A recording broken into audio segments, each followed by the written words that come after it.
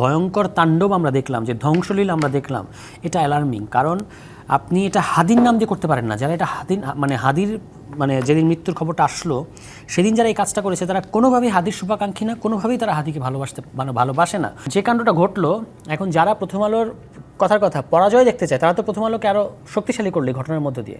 ওসমান হাদিকে ঘিরে আসলে আমরা যে আবেগ দেখেছি, পুরো বাংলাদেশ এক হয়েছে, সেটি যেমন আমাদের চোখে ইতিহাস হয়ে থাকলো, তেমনি যেই ওসমান হাদি নিজের জীবদ্দশায় বলে গেছেন মব না করে প্রথম আলোর মতন আরও 10টি প্রথম আলো বানান, তার মৃত্যুকে কেন্দ্র করেই আমরা দেখলাম এভাবে আসলে রাষ্ট্রের চতুর্থ স্তম্ভ যাদেরকে বলা হয় অর্থাৎ গণমাধ্যম, সেই গণমাধ্যমের স্থাপনায় হামলা করা হলো, অগ্নিসংযোগের শিকার হতে হলো।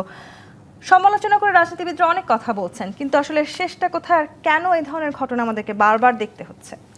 হাদি আমাদের সমসাময়িক ইতিহাসে, বাংলাদেশের স্বাধীন বাংলাদেশ ইতিহাসেও খুবই ব্যতিক্রমধর্মী এবং একজন কিংবদন্তিতে পরিণত হয়েছেন।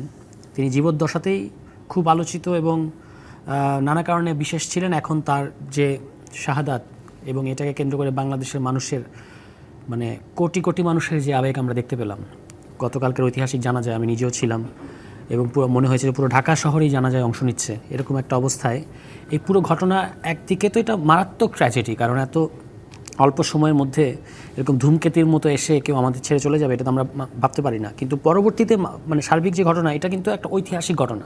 তো নতুন এবং ফিরে আসা গ্রাহকদের জন্য নগদে চলছে ক্যাশব্যাক সহ প্রতিদিন হাজারো উপহার জেতার সুযোগ। হবে আশা আর ফেরা, সারপ্রাইজ সেরা।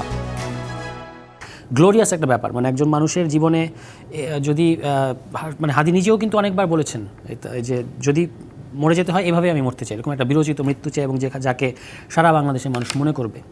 এই পুরো ঘটনাটা একদিকে ট্র্যাজেডি, একদিকে এটা একটা গ্লোরিয়াস দিক আছে।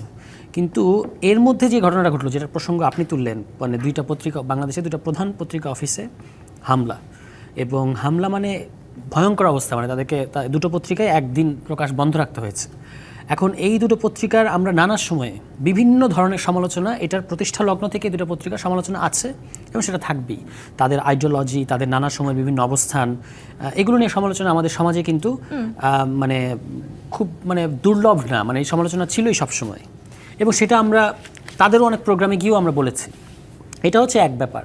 আর যে ঘটনা আমরা দেখলাম, যে ভয়ঙ্কর তাণ্ডব আমরা দেখলাম, যে ধ্বংসলীলা আমরা দেখলাম, এটা অ্যালার্মিং। কারণ আপনি এটা হাদির নাম দিয়ে করতে পারেন না। যারা এটা হাদির যেদিন মৃত্যুর খবরটা আসলো সেদিন যারা এই কাজটা করেছে তারা কোনোভাবেই হাদির শুভাকাঙ্ক্ষী না, কোনোভাবেই তারা হাদিকে ভালোবাসে না। তারা হাদিকে ব্যবহার করেছে। কেন? কারণ হাদির পুরো পলিটিক্যাল প্রজেক্টটা ছিল হচ্ছে আপনার গড়নের প্রজেক্ট। তিনি আমাদের সাথে জাতীয় ইনসাফের পক্ষে কথা বলেছেন। ইনসাফের পক্ষে, শুধু ইনসাফ তো একটা জিনিস হচ্ছে, ইনসাফ তো একটা ধারণা।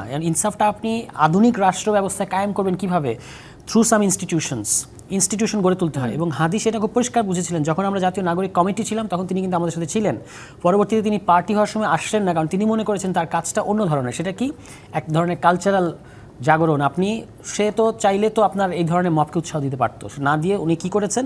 উনি বলেছেন যে ধরনের কালচারাল ন্যারেটিভ বাংলাদেশকে, আপনি দেখবেন যে আমি এত ভার্সেটাইল হাদি, যে সিনেমা নিয়ে পার্টিশনের সিনেমার ন্যারেটিভের কী প্রবলেম, এটা নিয়েও তার বক্তব্য আছে। এখন তার মূল ফোকাসটা ছিল যে এখানে কালচারাল ন্যারেটিভের দ্বারা ফ্যাসিজম কায়েম হয়েছে। তাহলে ফ্যাসিজমের ওই টিপ অফ দ্য আইসবার্গ চলে গেলেও এই পুরো ফ্যাসিজমের সেট আপটা রয়ে গেছে এবং তার কালচারাল আপিলটা সমাজের একটা অংশের মধ্যে এবং প্রভাবশালী একটা অংশের মধ্যে আছে। তাহলে আমার কাজ হচ্ছে, হাদির কাজ হচ্ছে এটাকে ইনস্টিটিউশনালি মোকাবেলা করা। সেজন্যই তিনি ইনকিলাব কালচারাল সেন্টার গড়ে তুলেছেন। সেখানে আমরা প্রত্যেকে গেছি, আমি নিজে ওখানে কথা বলেছি। একটা অসাধারণ আয়োজন হাদির। এমনকি হাদির সমস্ত ব্যাপারে যে আমি একমত বা আপনি একমত হবেন সেটা না, কিন্তু তার এই প্রচেষ্টাটা কিন্তু স্যালুট জানানোর মতো। এবং তিনি কিন্তু পরিষ্কার তার বক্তব্যে বলেছেন যে আপনি ওই যখন গরু কাটাকাটির মতো ঘটনা ঘটলো প্রথম আলোর সামনে, তখন তিনি কিন্তু বক্তৃতায় বলেছেন যে আপনি কেন প্রথম আলোর সামনে গিয়ে গরু কাটাকাটি করেন? আপনি পারলে 10টা প্রথম আলো করে দেখান। আপনি মনে করছেন যে এই প্রতিষ্ঠানটাকে হারাতে হবে, তাহলে আপনাকে তো আরও বিকল্প প্রতিষ্ঠান গড়ে তুলতে হবে। আপনি যে কাণ্ডটা ঘটলো, এখন যারা প্রথম আলোর কথার কথা পরাজয় দেখতে চায় তারা তো প্রথম আলোকে আরও শক্তিশালী করলে ঘটনার মধ্য দিয়ে।